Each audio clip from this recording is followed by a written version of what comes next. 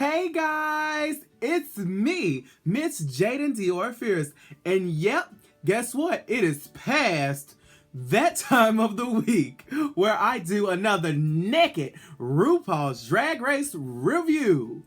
Are you ready? Cause I am. First of all, I want to apologize because I know I'm a little bit tardy for the party and late for the soiree. Between my bookings this weekend, and I've been sewing and I've been doing Jaidynn's jewels, and it's just been like so absolutely crazy. If you don't know, I do film all of my reviews on my iPad, and I am in my drag lab right now, and I do all the editing myself. Now, the thing that kind of sucks is I don't have an editor, and the full process in order to make one of these videos literally takes me like anywhere from like 6 to 8 hours between getting into drag, filming it, then downloading it from the green screen software, and then I have to edit it, and then I have to upload it to YouTube, and then I have to make the artwork. And I mean, it's a really long process. I'm gonna just try to get these reviews out to y'all as soon as possible. But yesterday, I had gotten in drag early. I filmed my entire review, and I was like, okay, well, after I get back home from my gig, what I'm gonna do is I'm going to edit it, and I'm gonna upload it, so that way you guys already would have had my video. Well, when I came home, I opened up my app and it had an error. It said the video failed to export. I went to my camera roll and my review was not there. So I don't know what happened, but child, this week has been a week. Down, I got like 10,000 comments on my last week's video because I made an error. What I usually do as well is I usually watch the show while I'm doing my makeup, and I try to like remember and jot down things. Last week, I made the mistake of saying, I think I said Ginger was in the bottom, and all of a sudden I was like reading down and they were like, Ginger was not in the bottom, Ginger was not. I was like, oh, oops. But thank you guys anyways for letting me know. I'm so tired. I've only had about 3 hours of sleep. I did a nice little wig and put some little flowers, some La Rosa. Is that how y'all say it? Y'all know I almost failed Spanish class. La Rosa. I think that's how I said it. I was too busy cheating off of this girl named Elizabeth in my Spanish class. I was like, Elizabeth, can I see your paper, girl? La Rosa. I got my good old La Rosa. You gotta roll the R. When you roll the R, it makes it sound a lot more authentic. Ooh, I like the blue and the blue roses. The blue and yellow.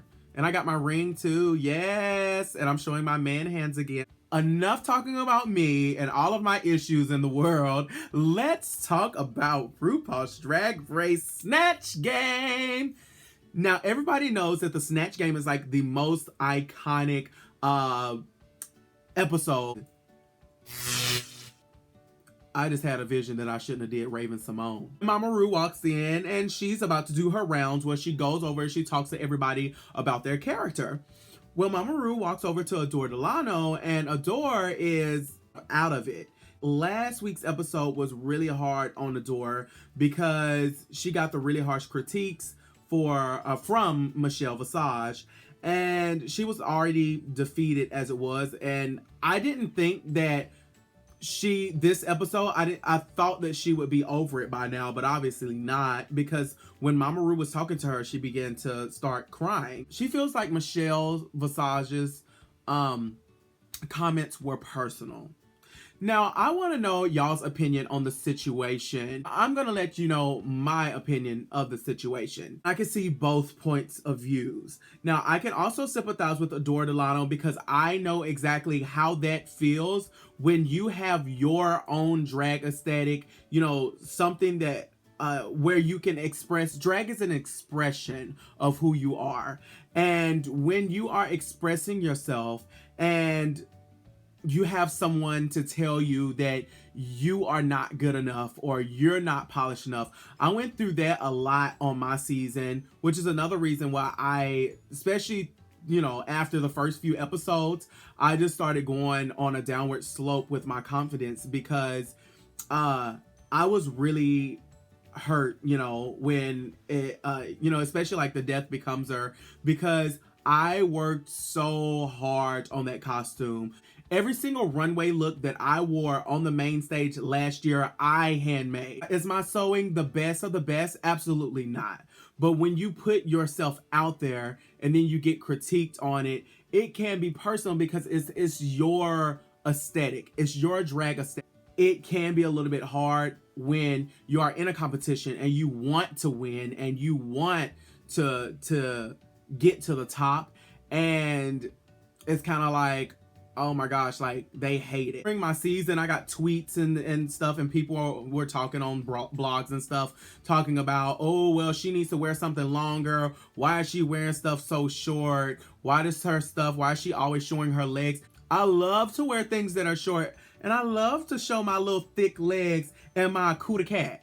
That's just my drag aesthetic, and everybody's not gonna like it. It's fine. It's normal to not like something. So it's just kind of hard when you are on a show. You know you're going to be judged by millions of people, and you come on the show with high hopes, and then you get in front of the judges and the judges just really don't like your look. Leave Michelle Visage alone.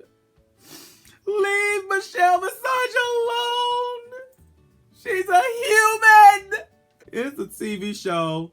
I did see some tweets that were going back and forth, and I was like, let me get off of here, off of Twitter, because, you know, it was just like a lot of negativity. In Michelle Visage's defense, yes, she is a judge, and honestly, she, just like everybody else has a right to an opinion, she does have the right to her own opinion. Now, we may agree or we may disagree. Me personally, like, for instance, would I wear what Adore has on? No. Was I just like, oh my gosh, I love what Adore has on? No. You know, I personally wasn't really feeling the look. But, however, that's just my opinion. And it's okay to have an opinion. But, however, you know, don't go on social media and start bashing people. It's okay to go on social media and be like, hey, at Michelle Visage, I just want to know, I'm a little bit curious, why did you not like her look? I thought her look was really cool, you know, or something like that. But, however, when people get so nasty and so rude, don't do that to Michelle. Every show always has a Simon Cowell that's gonna just tell it like it is, and their opinion is not gonna always be a hug around the neck. It kind of sucked for Adore to just give up, because Adore is really talented, and it sucks. Yeah, you had a rough day, you know, but I don't feel that you should just up and give up, even though I know that can be very hard. And like, honestly, even some moments in my season, I was like, why am I even here? Like, I want to give up. Another part of me in my head was like, no, I can't give up, because I came here for a purpose, and I came here to win, and I came here to snatch the crown, and also, in the meantime, get $100,000 and a sickening crown and a sash. Mamoru asked Adore, is there anything that I can say that will change your mind? Now, see, that's when Adore should have been like, oh, we playing this game now. Now, let me tell you what I want you to do. Now, I want you to give me a good old $100,000 check and a crown. How about you say that to my good old bank account? We got direct deposit. I accept PayPal. I accept EBT. I accept credit cards, all major and minor brands. I also accept food stamps. You can swipe your card in my cleavage or in my crack, wherever it is, as long as the transaction goes through. Now, the next topic we're going to talk about that is a topic of discussion this episode is Miss Fifi O'Hara. Now, I love and I live for Fifi O'Hara. When I was watching the episode, I was like cringing, because I was like, no. Because I really don't want Fifi to be hated. And the reason why is because I've gotten to personally meet Fifi, and Fifi is actually so sweet, and she was so amazing, and she's so talented, and I want to see her go so far. And even if her intentions were not to kind of sabotage or, you know, try to get other girls in their head, that's just kind of what it seemed like. She was talking to Alyssa Edwards and was saying that she doesn't think that Alyssa should do her character because it sounds more like Alyssa and not Joan Crawford. And she also did that to Roxy as well. And Roxy actually ended up changing her character. Honestly, It could be that she actually did care and she was actually just like, no, like, I want to see you succeed. However, the way it seemed, you know, at least on TV, is that no, honey, you trying to mess them up and get them in their head. The way I would have did it, I would have looked around and be like, oh, ooh, y'all messing up. Oh, y'all ain't got your accents down. Okay, well, that's fine. Yeah, y'all going to mess up because y'all can go right on home. Leave Fifi O'Hara alone. Please don't bash my sisters, huh? To talk to them and ask them why, rather than bashing somebody online.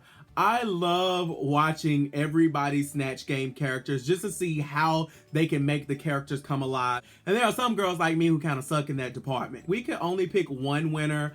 I would have picked Alaska because Alaska's character was so overly hilarious. I was really upset to see Tatiana take the risk and do Ariana Grande, because the thing is Ariana Grande isn't really a very quotable person. Now, I wanted to see Tatiana go so far because, of course, she was what, season 2 maybe?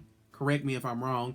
But the thing is I think Tatiana is so fierce and she's so sickening, and I was just like, oh no. Another person who kind of made me cringe a little bit was Roxy. I do think that Alaska is a very quotable drag queen, and she has so many catchphrases. When she said, if you're not wearing wigs, then you're not doing drag. Now, Miss Thing, you tried it, because this is my hair. I don't wear wigs. Everybody knows. Or if you're not wearing nails, then you're not doing drag. I am a huge fan of Roxy Andrews. She is just so everything to me. And I was just like, oh, girl, don't mess this up. My favorite part of RuPaul's Drag Race is the runway. This week's runway is a latex eleganza. If you guys have not seen my previous reviews from season 8 of RuPaul's Drag Race, I have a segment called Who Am I Living For and Who Am I Dying For? Which is kind of like the bootleg ghetto hood rap version of Tooted and Booted. But I don't review everybody. I just pick my favorite look, and I pick the look that I was just kind of like, oh, girl. My absolute favorite look out of everyone had to be Detox. Detox slated the house down boots, mama, yes, God. I had to be like ultra gay, because y'all know, I mean, I'm so masculine. I mean, I'm masked for mask. I was obsessed with that candy apple red latex she had on. I just wanted to just take it off of her and just eat it. Now, who am I dying for this episode? I am dying for my season 7 sister, Ginger Minge. Now, I love the cut of the dress, but I absolutely hated the colors. Like, I wish that it was like maybe in a red or in a different color or in like a deep blue, or I don't know, just something that was like more, you know, I don't know, just something that was more of a saturated color. I think hers was like, what was it? Comment below. Was it like a ice blue and like a silver or something like that? However, I did love that my sister was bodied down, honey. She was giving you hips and curvature. I do wish that it was a little bit tighter. Like, I wanted it to be like hugging so tight to the point where you don't have any room to breathe. You got to show off your back roll, sister. You know, as plus size girls, we have to show off our fupas. We have to show off our back rollage, because we have to show these people that, yes, we are big. Let's embrace our back rollages. I'm just playing. Don't embrace your back rollages. That's why I duct tape mine's back. Alyssa and Ginger were safe this episode. My opinion on the runway looks, as far as the critiques go, one of the critiques that I kind of just didn't really understand as much is they kind of read down Tatiana for her look, for her dress, and it had like the little straps or whatever. But at the same time, they kind of praised Alaska, which I feel like I like Tatiana's more than Alaska's. The top 2 this week is Katya and Alaska. Now, it kind of reminded me of my season when it was me against Ginger Minge. We are two totally different drag aesthetics. So I was just like, oh my gosh, like, you don't know who it's gonna go to. Is it gonna go to the more funny girl, a comedy girl, or is it gonna go to the girl who's gonna just dance and lip sync for her life? Now, this lip sync for your life was to what was that? Freak Out. Yeah. Huge props and a huge thank you to Katya. Now, I know a lot of you guys were just like, well, why didn't like Katya like really like overdo and outdance? The thing is I am so glad that Katya didn't go out there and do like a whole bunch of splits and a whole bunch of cartwheels and flips, and you know, because the thing is just the last episode, she showcased that she could do that. And if it did come up to like a dance, an actual dance, side by side lip sync, everybody knows that Katya would have won that. It's so good to not be so overly predictable all the time. Congratulations to Alaska. She did slay that lip sync. She had us rolling. She had us cracking up. I love when she was getting down and she started doing her little pop, her little bussy pop. I said, yes, bussy pop. In the end, Alaska wins the lip sync for your life, which means that she just won $10,000. I am a huge fan of Alaska. I love me some Alaska. She is absolutely hilarious to me. And also congratulations to Katya, because Katya slayed it, and I loved her runway look as well. Alaska got the choice to send someone home. It made me really sad that Tatiana is going home, simply because I did want to see her go so far, and I know that she wanted to be there so bad, and she wanted to stay there probably more than anyone. It seems like the girls have made up a decision to actually get rid of the person who they honestly feel that did the worst between the challenges and based off of the judges' critiques. I just want to say thank you guys so much for all of the likes and the subscribes and all of the comments. I love reading y'all's comments, and I love seeing other people's point of views too. If you guys are not following me on Instagram, that's probably the account that I post, I guess, probably the most on. Please do so. You can follow me at Jaidynn Fierce. That is Jaidynn Fierce. Yes, ma'am. Yes, I do have the hood spelling, as everybody should know. Born and raised, I am representing the hood.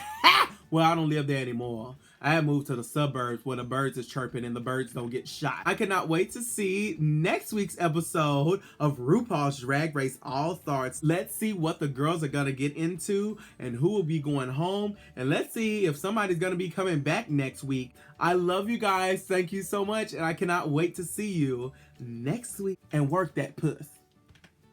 Y'all, I had pushed the button. Yes, queen!